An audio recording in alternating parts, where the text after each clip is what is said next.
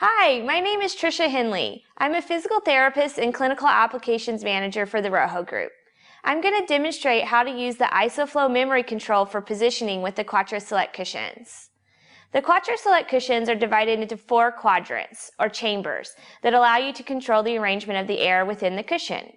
The ISOFLO Memory Control on the front center of the cushion is what allows this.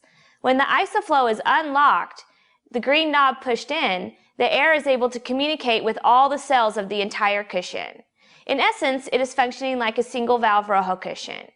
When you lock the ISOFLO by pushing the red knob in, the air is then locked into the 4 quadrants. This means that the air in each quadrant is only able to travel within the few cells of the quadrant. The air no longer travels from left to right or front to back with client movements. Because the air is no longer traveling through the entire cushion, there's inherently more stability in the cushion and less air fluctuation. You can use the ISOFLO Memory Control to correct or accommodate a pelvic deformity. Let's first talk about the proper inflation using the ISOFLO Memory Control. Then I will demonstrate how to affect someone's position using the cushion. The first thing we must do is properly inflate the cushion. I will now review proper inflation.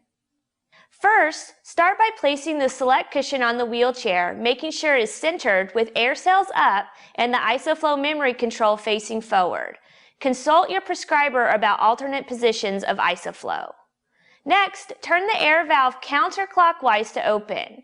Make sure the ISOFLO Memory Control is also open by pushing the ISOFLO's green knob to the right or unlocked. Slide the pump's rubber nozzle over the air valve and inflate the cushion until it begins to slightly arch upward. Air will travel to the closest quadrant first, then pass through the ISOFLO valve to inflate the other quadrants. This is why the first quadrant looks overinflated when you start the inflation process. Pinch the pump's nozzle and turn the air valve clockwise to close. Then you can remove the pump. Have the individual sit in the wheelchair, making sure the cushion is centered underneath. The individual should be seated in their normal sitting position. Next, slide your hand between the cushion's surface and the individual's bottom. Lift their legs slightly and feel for the lowest bony prominence. Then lower the leg to a sitting position. Next, turn the air valve counterclockwise to let air out while keeping your hand under the individual's lowest bony prominence. Release the air until you can barely move your fingertips, no more than 1 inch, 2.5 centimeters, and no less than ½ inch, 1.5 centimeters. Turn the air valve clockwise to close and stop the flow of air. Please note the air will be released first from the quadrant that contains the air valve. Remember, the air must travel through the ISOFLO Memory Control, so you will do this in increments, closing the valve and giving the air in the cushion time to equalize to avoid letting too much air out of the cushion. Position the individual on the cushion in their desired posture and have them maintain this position while the air transfers through the ISOFLO Memory Control. Once the air transfer is complete, push the ISOFLO's red knob toward the left in the locked position. This will isolate the flow of air and provide a more stable sitting position. Recheck each compartment of the cushion to ensure proper inflation. ROHO recommends doing a hand check daily to ensure the cushion is properly inflated.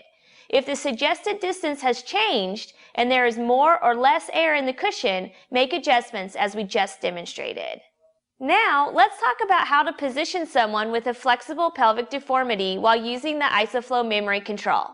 With the cushion properly adjusted, make sure the ISOFLO green knob is in the unlocked position. Next, manually correct the client's pelvis to the desired position. For example, if the client has a flexible left pelvic obliquity, meaning the left side of the pelvis is lower than the right side, either have the patient lean towards the right or the caregiver can manually put downward pressure on the right hip until the desired position is achieved. The exact level of correction will vary with each individual. Once you have the individual in the desired position, lock the ISOFLO by pushing the red knob to the left into the locked position.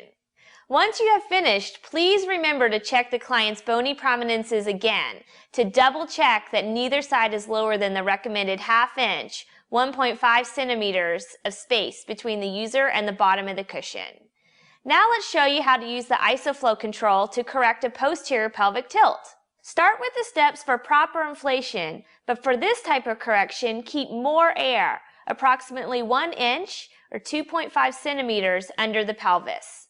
Have the caregiver lift both of the individual's knees to put more pressure on the pelvis. This forces air to the front of the cushion, creating a well for the pelvis and helps to block the pelvis from sliding forward. Recheck each compartment of the cushion to ensure proper inflation. Finally, if an individual has a fixed pelvic deformity, follow the steps for proper inflation.